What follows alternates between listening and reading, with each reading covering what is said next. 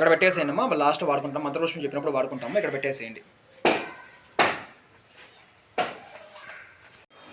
ఏవైతే మంత్రం చెప్పినప్పుడమ్మా ప్రతి ఒక్కరూ ఇట్లా ఈ ఉత్తరమ్మ ఈ 2 ఏళ్ళకు 7 పుట్టనేళ్ళు ఆలోచుకొని అమ్మవారిని ఈ కలుషంలోకి ఆవాహన చేసుకుని ఆ అమ్మవారికి అష్టోపచారం మొత్తం షోడశోపచారం పూజ చేయాల్సి వస్తుంది అన్నమాట. షోడశోపచార పూజలు అంటే మొత్తం 16 రకాల పూజలు చేయాల్సి వస్తుంది. ఏం 16 రకాల పూజలు అంటే ఆవాహన అంటే అమ్మవారిని ఆవాహన చేయడం, ఆ తర్వాత అమ్మవారికి పాద్యం అంటే కాళ్ళు కడుక్కోండమని చెప్పి నీళ్ళు అందించడం, తర్వాత అర్ఘ్యం అంటే చేతులు కడుక్కోండి అని చెప్పి నీళ్ళు అందించడం, ఆ తర్వాత తాగడానికి నీరు అందించడం, ఆ తర్వాత తాగిన తర్వాత అమ్మవారికి వస్త్రాన్ని అంటే స్నానం చేయడానికి ఒక వస్త్రాన్ని సమర్పించడం ప్లోతం అంటాం మనం.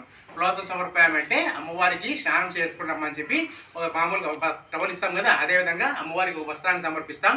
ఆ తర్వాత స్నానం స్నానం అంటే పంచామృత అభిషేక శక్తి ఉంటే ఇళ్ళలో అయితే పంచామృత అభిషేకాలు చేసుకోవచ్చు, ప్రాబ్లం ఏమి లేదు. పంచామృత అభిషేకం లేకపోతే శుద్ధోదక అభిషేకం అయినా కూడా పర్వాలేదని చెప్తారు. శుద్ధోదక అభిషేకం స్నానం అయిన తర్వాత అమ్మవారికి పరిశీలించామంటే స్నానం చేసిన తర్వాత అమ్మవారిని అర్ఘ్యపాద్య ఆచమనం అంటే కాళ్ళు కడుక్కొని చేతులు కడుక్కొని నీరు తాగడానికి నీరు అందించిన తర్వాత అమ్మవారికి నూతన వస్త్రాన్ని సమర్పిస్తాం. నూతన వస్త్రం సమర్పించిన తర్వాత అలంకరణార్థం హరిద్రాచూర్ణ లేపనాన్ని సమర్పామంటే గంధము కుంకుమ లేపనాన్ని అమ్మవారికి సమర్పించిన తర్వాత పుష్పైకి పూజ, అమ్మవారికి పూజ అంటే అమ్మవారికి కీర్తిస్తూ మనము సహస్రనామ పూజ చేసాము. సహస్రనామం కానీ శక్తి కొలితే అష్టోత్తర పూజ కూడా చేసుకోవచ్చు, ప్రాబ్లం ఏమి. ప్రతి ఒక్క అంగానికి ఒక్కొక్క నామం ఉంటుంది. ఆ నామం ప్రకారము అతాంగ పూజ అంటే మొత్తం 21 అతాంగాలు ఉంటాయి. మన బాడీలో మొత్తము 21 అంగాలు ఉంటాయి కాబట్టి ఒక్కొక్క అంగానికి ఒక్కొక్క మంత్రాన్ని చెప్తూ అతాంగ పూజ చేసిన తర్వాత అమ్మవారికి వ్రత కథను ఏదైతే ఉందో మనకు పురాణాల లక్ష్మీ పురాణం ప్రకారం ఏదైతే వరలక్ష్మి వ్రత కథ ఉందో ఆ వ్రత కథాన్ని చదివిన తర్వాత అమ్మవారికి మహానైవేద్యం సమర్పించిన తర్వాత అమ్మవారికి మంత్రపుష్పం చెప్పి ఆ తర్వాత ఆ తోరణం ఏదైతే ఉందో అమ్మవారికి పూజ చేసాం కదా, నవగ్రంథి తోరణం అంటున్నారు కదా, ఆ నవగ్రంథి తోరణాన్ని కట్టడంతో ఈ వరలక్ష్మి వ్రతం మొత్తం కూడా పరిసమాప్తం అవుతుంది అనమాట. ఈ వరలక్ష్మి వ్రతం కథను మీరు బాగా అబ్జర్వ్ చేసినట్లయితే అమ్మవారికి పార్వతీదేవికి మహావిష్ణువు శివుడు చెప్తూ ఉన్నాడు. ఏం చెప్తూ ఉన్నాడు? చారుమతి అనే ఆమె ఒక ఆమెకు కళలో కనిపించి మహాలక్ష్మి ఈ విధంగా వరలక్ష్మి వ్రతం చేయమని చెప్పింది. ఆ తర్వాత ఆమె ఆమె శక్తి కొలది ఆమె వరలక్ష్మి వ్రతం చేసిన తర్వాత వారికి స్త్రీ సంపదలు కలిగాయని చెప్పి, అదేవిధంగా సంతానం కలిగింది అని చెప్పి, అదేవిధంగా వారి ఇళ్ళంతా బంగారుమయమని చెప్పి చెప్పారు కదా.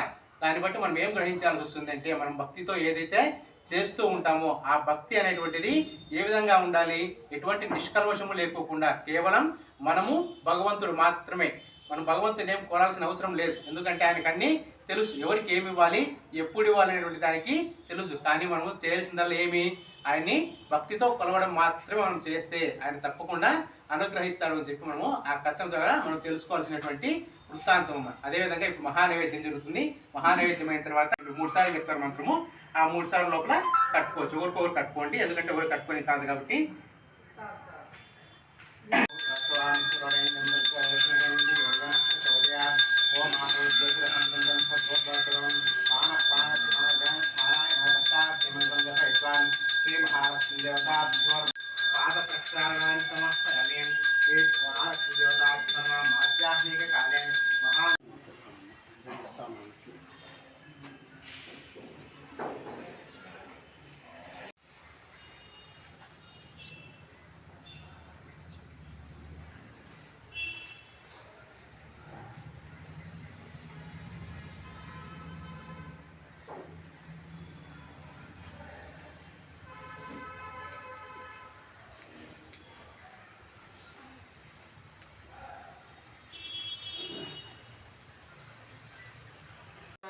सौभाग्यं देहि मे रमे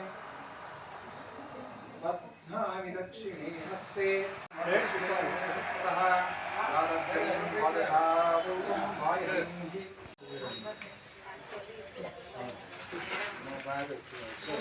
ఇరవై ఇచ్చిందంట వాళ్ళ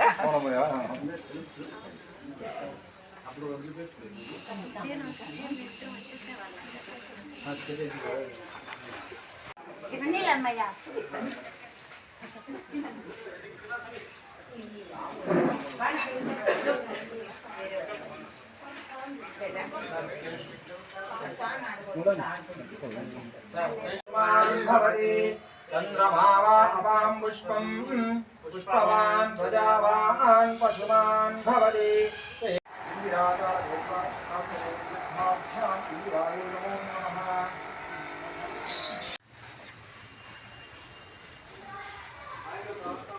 7 గంటలకు రండి, అందరూ రండి. ప్రసాద్ ముట్టి మంతా ఇస్తారండి.